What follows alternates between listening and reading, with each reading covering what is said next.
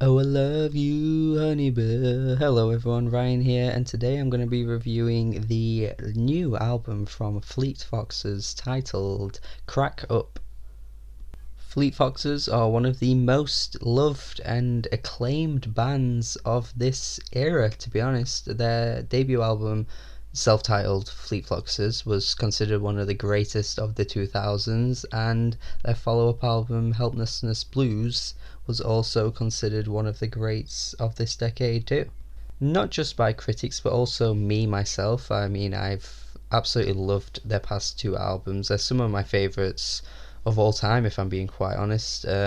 Each year they release an album. Those albums were my favourites of the year they came out. So of course I was highly anticipating this new release, since it's been 6 years since their Helplessness Blues album, and I was really intrigued to see what direction they would take with this new LP.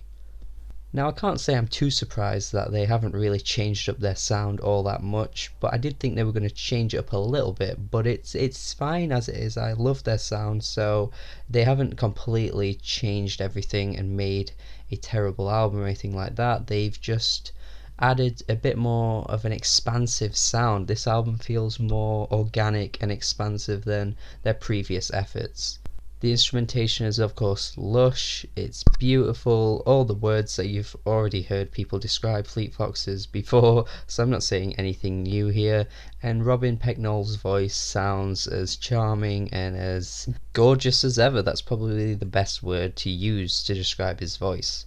So with that all being said, it's pretty much set itself up to be another amazing album in their discography, and I've got to say it is. I mean, I don't know what Fleet Foxes need to do to make a bad album, but they just don't know how to do it. This is another amazing album for me. The album literally picks up where they left off. We have the same note that A Helplessness Blues ended on their closing track, and it starts off on this first track, so it's kind of like a continuation there. I do like that little Easter egg that they've added in.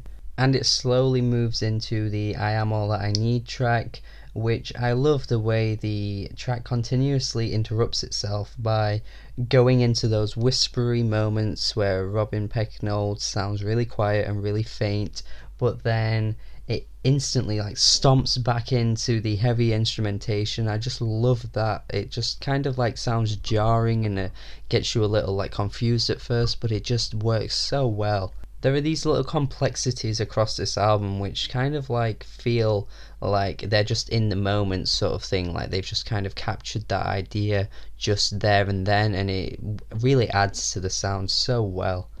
But I must really talk about the lyrics now, because I could praise Fleet Foxes all day musically, and there's not really much change since their previous two albums, I don't think anyway, personally, but the lyrics are always the compelling artistic merit of Fleet Foxes' music. And they even delve into some interesting topics on Crack Up too, like with the track Cassius, which is actually about the killing of Alton Sterling from last year, where he was out supposedly selling CDs and was killed by some police officers. I'm not entirely sure what the truth was with that story, but it kind of went completely viral, and there was a massive uproar about that. And Robin Pecknold talks about the protests that happened during that time, and how he felt sort of seeing the protests going on, and how things are getting violent, and he's really talking about this in a really emotional way. I do like that he's tackling this topic on the song, but I also really like how the track is also kind of like a double entendre, because Cassius, referring to the Roman leader who plotted to kill Julius Caesar, because he gets mentioned quite a bit on this album. There's a lot of reference to that across the album, but also he mentions Cassius Clay on the song, because a month prior to this event Cassius Clay died, and he's questioning who will lead us during this time, as Cassius Clay at one point was quite a big activist and spoke out a lot on politics and social issues. Also, there's the track Naids or Naids. I'm not entirely sure if I'm saying that right, but this is another song where Robin Pecknold is talking about society and how this time women are forced into lesser roles and how there are pressures on women to mature at such a young age and have a certain body type and all that kind of stuff. And I can appreciate this to an extent. However, I do think some of the things he says are a little far-fetched because, you know, women do choose the direction they go, so it's not quite as simplistic as society controls what women do. I mean, it's just not as simple as that. I don't really know if this is as accurate as some people make out, because it's a little patronizing as well, I think, to women, because they don't just allow things to happen to them. They take control of their lives and do what they want to do. So, as much as I do love the music on this album, there are moments like this where I'm just a bit like, And also, there is the track If You Need to Keep Time on Me, which references the state of the US politically, because I'm assuming at the time he was writing this song, of course, Donald Trump became president of the US. And I've mentioned this before in previous reviews, like the Gorillaz review and like Joey Badass review. And I still stand by this because I feel as though if you keep referencing this and not really saying anything and adding anything to the discussion, then it's just going to eventually get boring and dry up.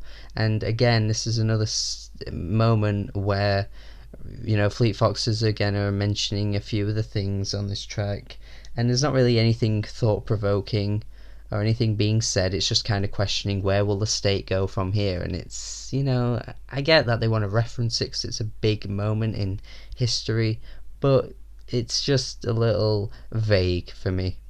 For me, though, I think the best lyrical song on this album is 3rd of May, a track about how he's analysing the relationship between him and Skylar, the other band member of Fleet Foxes. And of course, his birthday is on 3rd of May, and Helplessness Blues came out on 3rd of May.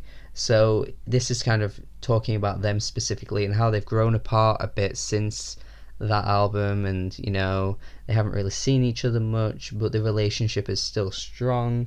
And I do love the line where he says, "Aren't we made to be crowded together like leaves?" because here he's referring to a painting of a tree which is also called 3rd of May.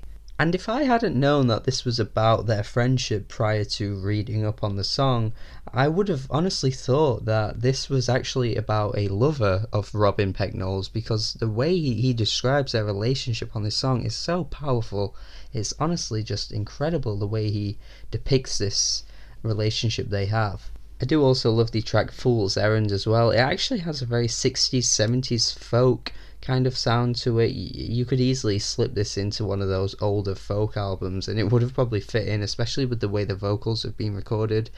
But maybe the only track that I wasn't too into is I See Memphis. I do like the lyrical dynamic on this song, talking about breakups and other things as well, emotionally and personal issues. But I just think musically it was the least interesting track. But other than that, as you can probably tell, I do love this album. Maybe just a few lyrical things that I'm not too interested in, and maybe sometimes it can be like too much is being said, but it's really hard to read what is actually being said, because this obviously isn't just a one listen album. You gotta listen to this multiple times, and I have since its release on Friday, and it actually got leaked a long time ago, but I didn't listen to it till last week. But as I keep listening, I find myself discovering more things about this album, which is something I do really appreciate. The more I listen, there's just constantly new things that I keep discovering, and that's what's drawing me to come back to this album. So yeah, this is one of my favourites of the year. I'm going to give it an A-. I do think this is incredible. Another great album by Fleet Foxes. Make sure you give it a listen. If you like this review, make sure you subscribe as well, and have a good day.